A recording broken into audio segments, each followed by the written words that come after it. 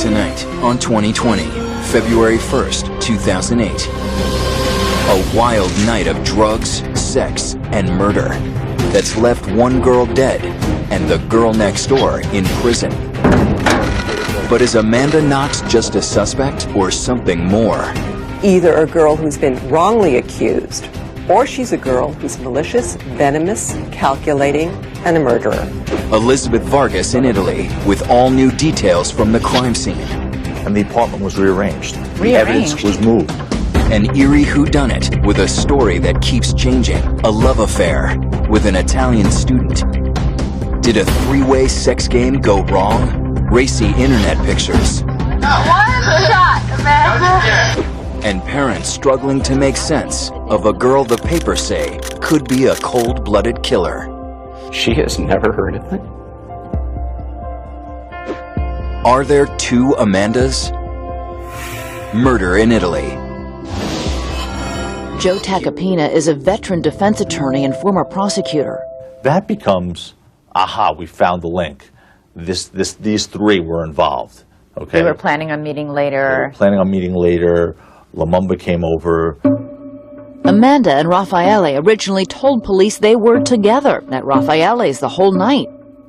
But on November 5th, the two returned to police headquarters, and in separate follow-up interviews, their stories begin to change. Overwhelmingly powerful evidence. Both girls' DNA also shows up in blood found in one of the bathrooms at the crime scene. Not just her DNA, but a mix of Amanda and Meredith's DNA and blood in 3 different locations in the bathroom.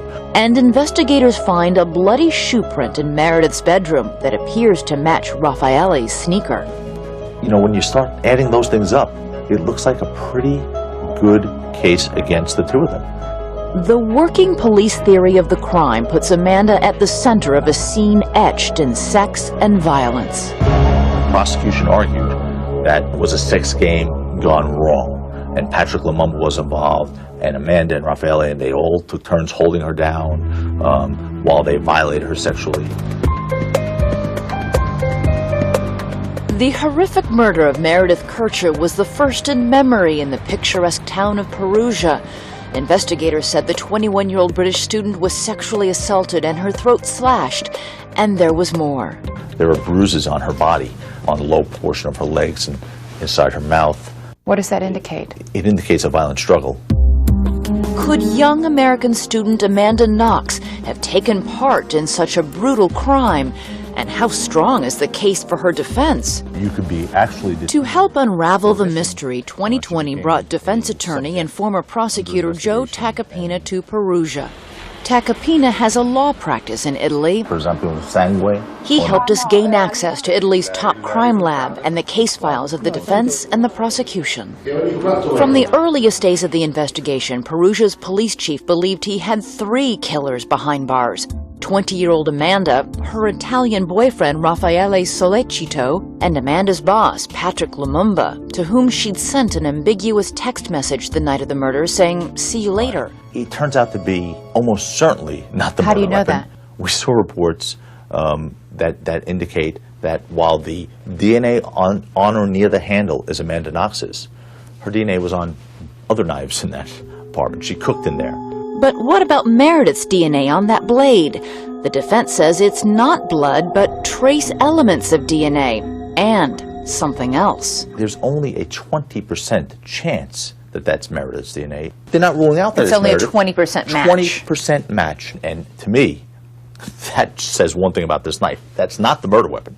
Because if you use that knife as a murder weapon, and as bloody as that crime scene was, you're not going to be able to clean off all the blood, yet leave some other DNA. As for Amanda's DNA in the bathroom, well, remember when she came home the morning after the murder, she says she took a shower. The defense now says it has pictures of her wet footprints in the bathroom, which could help prove how her DNA could have become mixed up with Meredith's. She gets out of the shower, is dripping wet obviously, and stands on this rug in front of the sink. Meredith's blood speck is on that rug. When Amanda steps on it with her wet feet, she's going to activate that blood and going to make it transferable. So that would explain why the 3 blood drops have both girls' DNA? That's an absolutely plausible scientific explanation, and And that happens to be Amanda Knox's story. Raffaele is now sticking with his original story as well, that he and Amanda stayed at his house that night. The prosecution says that a bloody shoe print near Meredith's body is his. But Raffaele's lawyer told us he has pictures that will prove the print doesn't match Raffaele's shoe.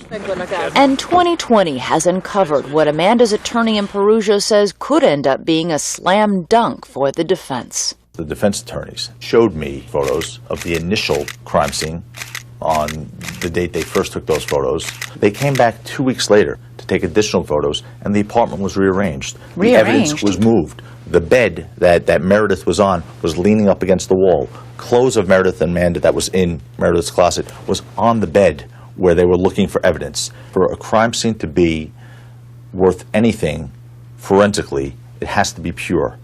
And it can't be trampled on, it can't be moved. A tainted crime scene means the evidence could be thrown out of court. That still leaves Amanda's own words, the fact that she changed her original story during the intense overnight interrogation. But why would she do that? Amanda was terrified. Amanda was saying that they told her that was her fault that Meredith died, her friend. They were just treating her awful and saying, "You're going to go to jail, you're going to go to jail." I mean, after a certain amount of time, the mind just cracks. After they had introduced Patrick Lumumba's name into this interrogation and were insisting that he was involved, I think what she thought was, these guys are not going to ever let me out of here unless I say something. So she didn't say I witnessed Patrick Lumumba commit the crime. She didn't say I was at the crime scene. She said I had a vision. A vision. She was at the house, heard screams, and covered her ears. There are a lot of people who say, you know what, I don't care how much you browbeat me. I'm not going to confess to a crime I didn't commit. Right. Why would Amanda say she was there that night if she wasn't? False confessions, Elizabeth, are a very real, very true phenomena. People who are not put in that position can't really understand it. That's our report tonight from Perugia, Italy. I'm Elizabeth Vargas. For 2020 and all of us at ABC News, good night.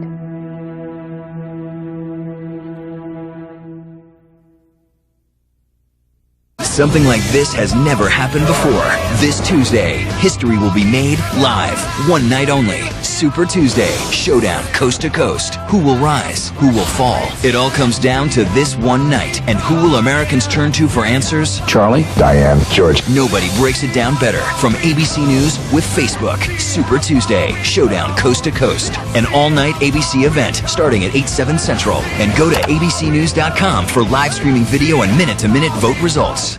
ABC, your NBA Sunday destination. Conference powers Dallas and Detroit square off in the game of the week. Right down the lane. NBA Sunday. Coverage begins at 2 Eastern on ABC.